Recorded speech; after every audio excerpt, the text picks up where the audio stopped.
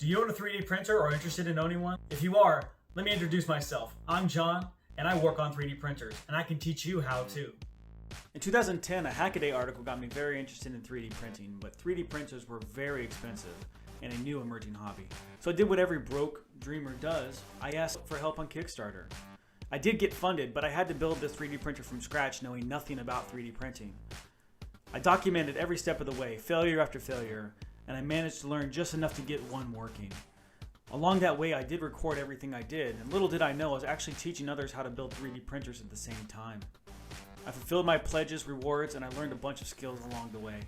And now my channel is about owning and operating a 3D printer, specifically cool prints you can try for yourself and show to friends and family, specialized tips on how to get the best print quality, and also how to repair videos, because these things do break down, and I'll show you how to keep them working. I believe everyone should have someone to ask for help, unlike I did when I started this journey. So if that's what you're here for, please subscribe, hit the bell, looking for new videos every week.